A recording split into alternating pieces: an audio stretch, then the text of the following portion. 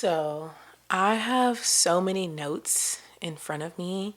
I have my journal here, I have my Bible here, I have my Bible study book, I have my computer here, I have my Notion up here because I'm overthinking this. I really am. Or I've already been overthinking it. I feel I'm over prepared. But welcome to my podcast. A few things to admit before I get started and really dive in. I'm sure you've already saw the title, so it's like episode 1. This is what we're really doing. Is like, yeah. I mean, I wanted to fluff it up a little bit. That's just, I like fluffy sometimes for sure, but I just was feeling called to tell this story. And as far as introductions and about me, we can get into that as we get through the things. But yeah, so a few things to admit. Number one, I had never ever saw myself doing this. I love to share also. I love to share in waves. Like I love sharing things. So I think I'm enjoying this already, but I never saw myself or planned, at least as a planner and an over planner, doing a podcast. But I'm in a season of obedience and also a season of yes, where I'm just listening to God and, letting him run the show. Okay. So that's number one to admit. I was actually mopping the floors and praying the other day at the same time. And I'm working on also hearing God's voice. I've also been praying to him. Shout out to my friend Kijay for giving me a little bit to add into my prayers of asking God to crystallize his voice when he's speaking to me. I've been hearing his voice clearer than I have been before. And it's not because he's enunciating. It's just like I'm listening. I'm finding ways and spaces to listen. But I was mopping the floors and he was like, you need to start a podcast. And I was like, okay, here. Second thing to admit is these headphones are doing nothing, okay? They're just comforting me at the moment. I've been wearing them basically all day today. These are my headphones that I choreograph in. At least if you're watching this podcast, you'll see I have these huge gray headphones. And I also might be trying to block out my neighbors. They've been really acting a fool, so I hope they're not picking up. But it's kind of like the movie Big Daddy where Frankenstein he wears the sunglasses because he doesn't want to be seen. I guess I'm wearing these because they comfort me. I do want to be heard, though. I do want to be heard. hence the mic. Okay? But welcome to Might Be a Word, all right? I am still fleshing out of like my beautiful one-liner description or 2 or 3-liner description of like what this podcast is going to be about. But from what I can say right now, and I'm looking at my notes because I want to get it right, of course. I want this podcast to live at the intersection of faith, healing, grief, and vulnerability. Oof, that was hard to say, but it is.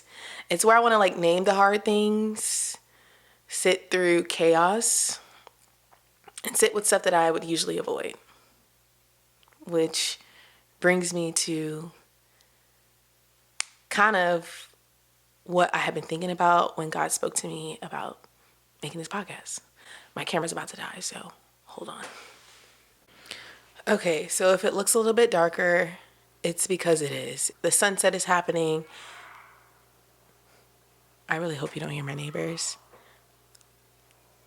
I just went through war, okay? Camera's about to die. Then the battery wouldn't come out. Then when I took the battery out, the memory card like ripped apart. My headphone, not even kidding, fell off, broke a little bit. Then my memory card was locked when I put it together. Then I had to look up a video. Anyway, I'm back. And it's probably going to get darker as I'm speaking if you're watching this, but I will try to be cognizant and turn on the light when the darkness comes through. That might be a word, okay? Anyway, so I will say this potentially starts off really sad, but as to life, it gets refreshing. Just want you to keep that in mind along the ride. Okay, so March 29th was my dad's birthday. And my dad is dead, I should say that. He died in 97, so I was a little girl then. And yeah, in my adult life, I would say for the past, I don't know, maybe 7 to 9 years, I've always celebrated his birthday in some sort of capacity. And when I say that, I usually just get him a cake or a cupcake or a pastry. And by get him, I get me one. Or I get a drink, give him a toast. But this year, I will say that I don't usually like plan this thing, right? I'll plan it maybe a day before, the week of, but I'm not like planning this ceremony for him, but I am preparing to celebrate him. This year around, I didn't plan anything. And in fact, the night before, I was on the couch watching Girlfriends, and I fell asleep on the couch, and I woke up around like 2 a.m. And when I looked at my phone to look at the time, I'm like, oh, March 29th is my dad's birthday. That's where the thought ends. I go to bed. Not a happy birthday, Dad, or anything like that. So fast forward, wake up in the morning. I do my prayer. I see the date again somewhere, probably like somewhere in my house, maybe in my planner, on my phone. I don't know. I see the date multiple times throughout the day is what I'm telling you. And I think, oh, it's my dad's birthday. But that's really the acknowledgement that comes. Also throughout the day, my mom is, texting me, happy birthday, pumpkin. Happy birthday to my baby daddy, blah, blah, blah. She's going out this year for another reason, but she's like, using it as well as to celebrate. And as we talk a couple times throughout the day, she's like, okay, like you got a drink you can give him a toast to, or whatever the case is. And I'm just like, no. And I'm not mean about it, but I am short about it. And I didn't mean to, but that's like, I just couldn't really help that. Also, I taught 2 classes that day. And after my second class was over, after class, usually some of my clients come and talk to me. We talk about personal things. So anyway, one of my clients, he's talking to me about something. And in the conversation, I literally blurred out, today's my dad's birthday. And like, it has no rhyme or reason in the conversation. I just blurted out. And then she's like, oh, and she's like, what's his favorite cake?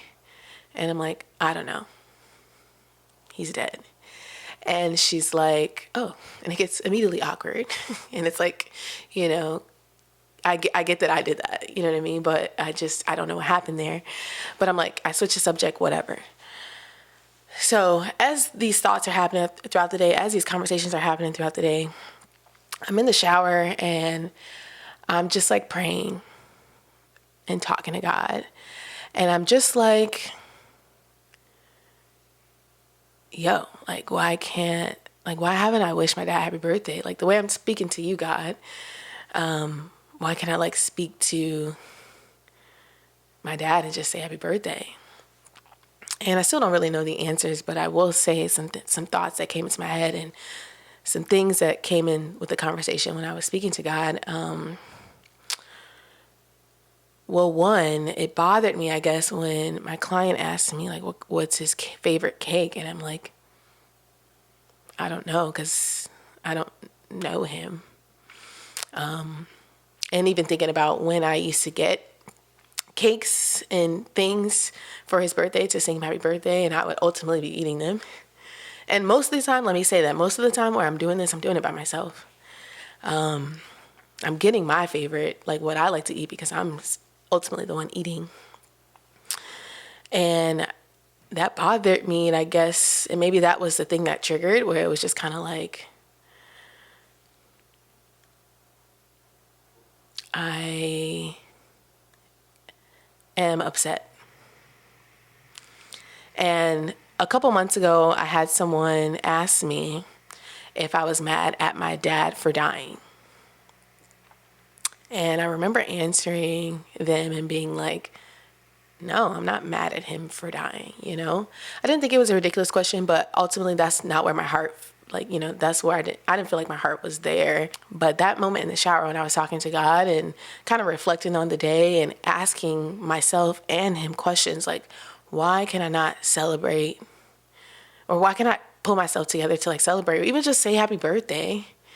And it was in fact because I was mad, and I am mad, not at him for dying, but the fact that he's not here. So I am, just kind of going through those feelings of like, I guess I was tired of celebrating someone who is not here. Tired of pouring into something like a celebration or a person who's not here. It's just me. And then that made me, I'm trying my best not to like cry, but that made me go through like a series of feelings where I guess I've been like kind of holding in, about to almost burst of anger. The fact that I'm a little mad that people aren't here. The people who I feel abandoned, the people who I feel like abandoned me, or even situations or opportunities. And I like to think that I go through life and go through things with a really good heart. And, I have a therapist and I have a good community, and it's not perfect, right? And I'm not perfect, but I really do like to think that I allow myself to sit through things and heal through them the best way possible and not try to like shut them out. But I will say anger is one of those emotions which I was made realize in church this past weekend, that anger is not a root emotion. It's coming from something.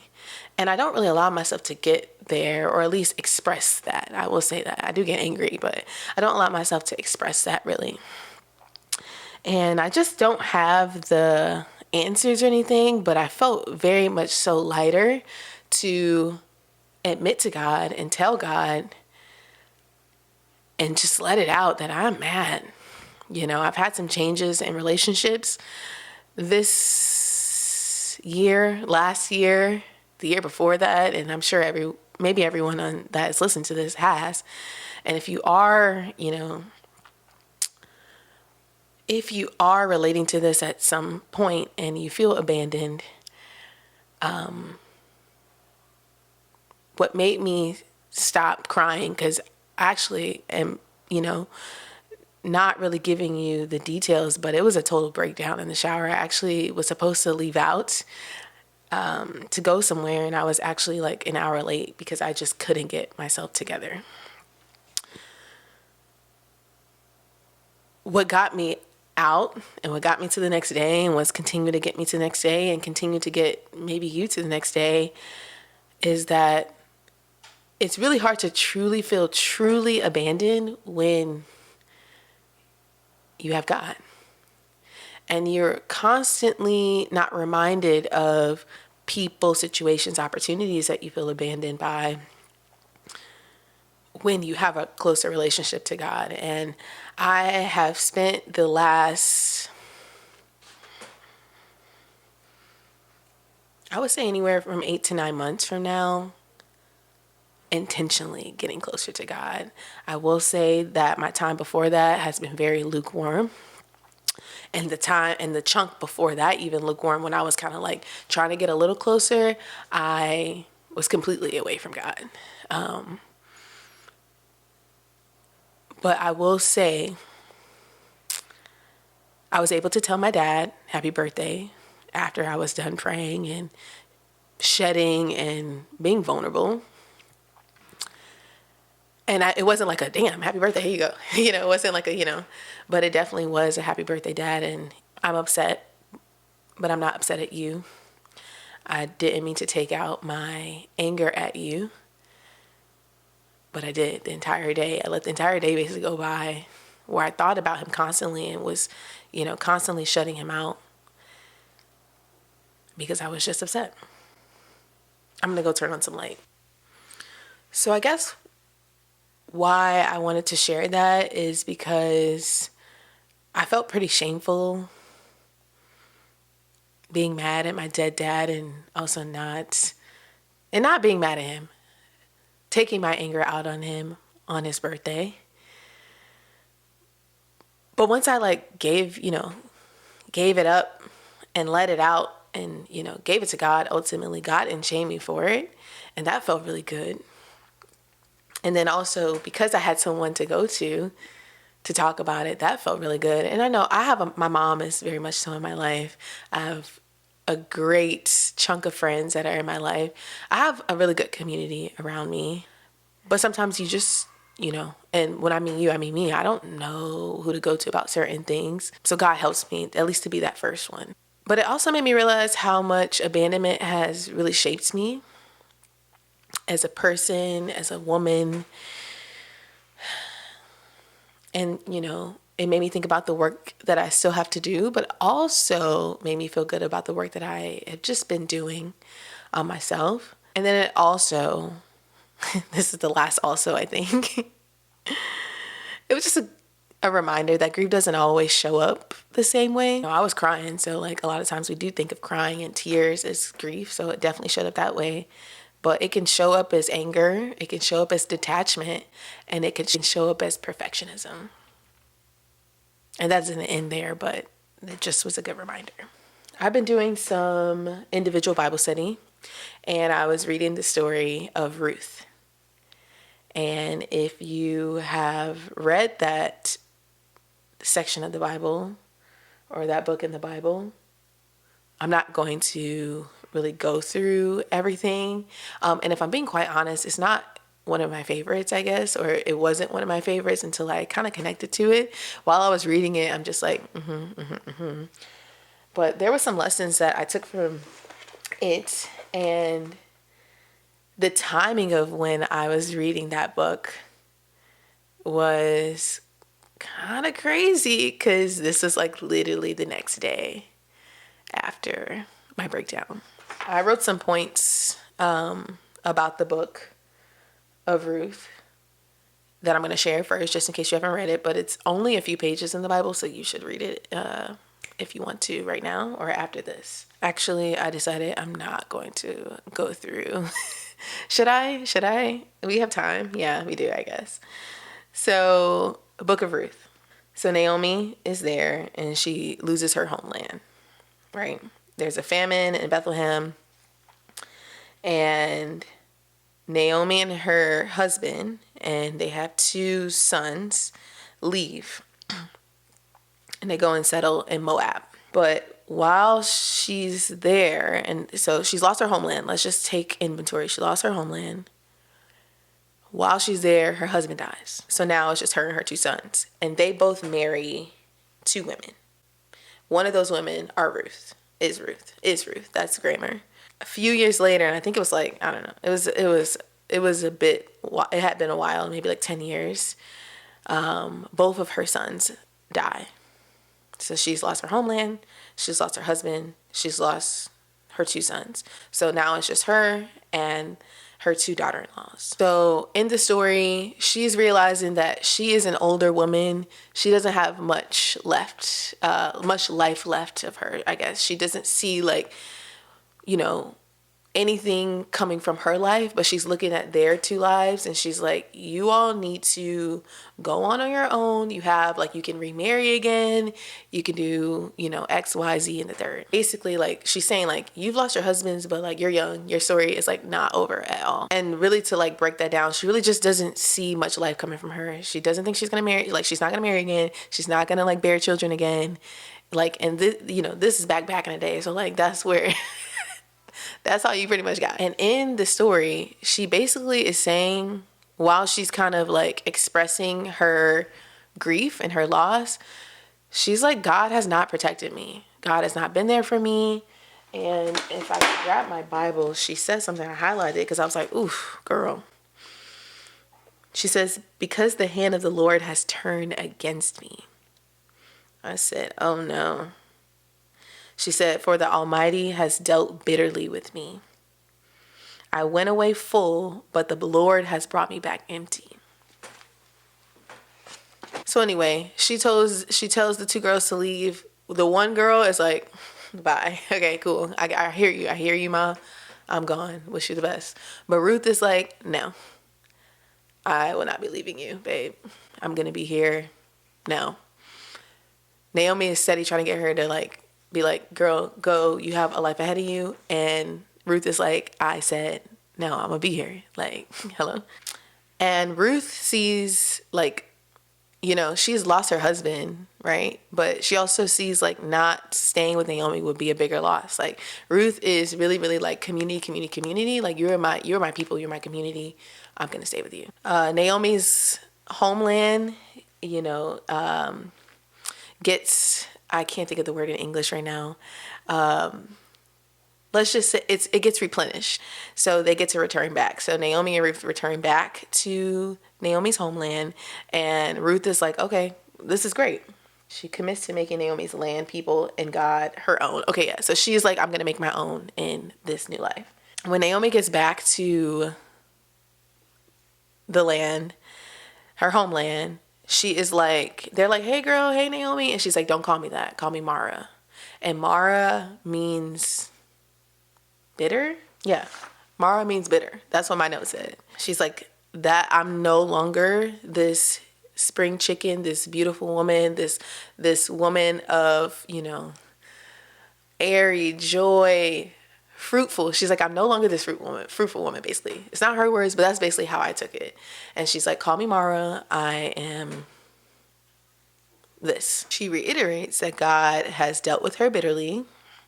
I'm going to just read my notes from here because I want to get it right. It says she has endured a lot of suffering to her people, and she just insists on being called this new name. Not that I felt like I was at and in this space of renaming myself Mara on March 29th when I felt that, but like I was feeling that. And I resonated with her grief and her honesty. And I didn't come to God in that shower to be like, you have drained me empty. I came to you full. You have drained me empty. I wasn't saying that because I wasn't feeling that, right? But I definitely appreciated her honesty with God. And maybe she just felt so stripped that that's the only thing she had, right? Even though Naomi is like, she's coming at God. And God is so gracious that he still had Ruth stay beside her. The Bible, it doesn't say that Ruth stayed with her because God told her to. It doesn't say that. I'm interpreting it that way. Ruth stayed loyal even though Naomi had zero hope. And, you know, the end of the story, Ruth gets married. Ruth gets remarried. She has kids. And, you know, after a few of those kids, you know, have other sons and sons and sons. One of those sons is David. So, like, you know, one of the last few verses in the chapter or the book of Ruth says, he shall be to you a restorer of life and a nourisher of your old age. For your daughter-in-law who loves you, who is more to you than 7 sons, has borne him. And I think the emphasis is the restorer on life section of that verse and that ending is that God is so gracious and has so much mercy, even though sometimes we can lose faith, we can lose hope, we can lose energy, we can lose fruit when we're just kind of going through it. And in that shower, before I got into that shower and started speaking to God through that day, I feel like I was getting there, you know. God still redeems your story, even in bitterness. You just got to stick with him. And I think abandonment doesn't just hurt because of who left, right? I think it hurts, at least for me, because it's who do we have to become afterward? Or who do we believe we have to become afterward? Like, I don't want to be like Naomi where I feel like my story is over because, you know, things have left me or people have left me or, you know, realizing. Because also the thing is, again, I said my dad died in 97. He's not the only person that I'm feeling abandoned by. You know who you are. Just kidding. He's not the only thing in my life where I ever felt abandoned by. I think it just kind of set a foundation for me. A little bit of a shaky foundation, I would say. But when it comes to abandonment and things leaving us and us not understanding why, I don't want to be like Naomi, where I feel like my story is over, or I feel like things are too late, or maybe this part of life that is fruitful isn't for me. You know, maybe my story doesn't include that. You gotta believe that, like, ultimately God has your back. Like, the plan that, you know, he has for you, the things that he needs you to do and use you for, i.e. like a podcast, you never know. You gotta believe that it is going to make sense as you stay obedient. And I think Ruth, you know, as Christians, as we draw closer to God, as we, you know, fulfill our responsibilities as Christians, one thing my pastor always says is people are supposed to be able to tell. People are supposed to be able to tell that we are Christians, right? So that means our actions, not only our words, how we show up in the world, are supposed to be godly and like Jesus. And Ruth ate that up when she stayed with Naomi when she needed it the most. Even when Naomi is literally pushing her away, telling her, like, no, go. Life is going to be better without me. Life is going to be better without me. Even when Naomi was bitter, even when the future was unclear, Ruth, she stayed. And that's the kind of love that God has for us. For those of us who needs to hear it. Okay, I'm going to wrap this up. But I said I wanted to write a journal prompt that is obviously relevant to me and how I'm feeling, and something that I wouldn't mind sharing under an episode. I'm going to be reading directly from my journal. So, and I wrote this electronically, but I think next time I'll write it physically. Sometimes I pick and choose. I like to do digital journals, video. Sometimes I write because sometimes I don't want to like literally carry the feelings that I'm having in my physical journal. I don't know. Sometimes I just get convicted to pick which one I'm supposed to do. So here is your journal entry. Should I say our journal entry? Yeah. And it's titled, Dear Girl Who Feels Left. Dear Girl Who Feels Left. I know what it's like to carry grief in places you don't speak about. To be angry at someone who's not even here anymore. To feel like the leaving meant you weren't enough to stay for. But can I tell you something? Your softness is still sacred. Your tears still count. And God has not left you. Even when it feels like everyone else did. You don't have to rename yourself bitterness to be honest about your pain. You can be both healing and hurting. Both Ruth and Naomi. You are not forgotten. You are not too much. You are not alone. With love, a girl who's still healing too. Okay. I think that's it. If anything hit in this episode, then it might be a word for you. And I would love if you would let me know and give me some feedback. I'm new here. All right. I feel like Lil Uzi Vert. I do have a question for you that if you want to journal, I'm a big journaler, that I want to leave with you at least. And it's a very broad question. But I want to ask you, and you don't have to share this at all. This is for you. If you want to share this, you can. Obviously, testimony is powerful, and you should share where you feel comfortable, where you feel safe. But my question for you is, where have you renamed yourself out of grief? I'll ask that again. Where have you renamed yourself out of grief? For the girlies who are healing in real time, I'm with you. I thought this would be so hard to do, but it feels really good to have released this and open up just a little bit more. If you would like to see more episodes, you should subscribe if you haven't already subscribed. I am rebuilding my website. I'm not sure if it'll be up by then. If you were on my YouTube page before where I did vlogs and shared all the things, and you know me as J Bliss TV or J Bliss in real life, I'm kind of shifting my brand here on the internet. And obviously this page is under Jakala Collins, and might be a word. But my website is danceteachergirl.com. Where I'll be sharing some movement things, some wellness things, and all the things, I guess.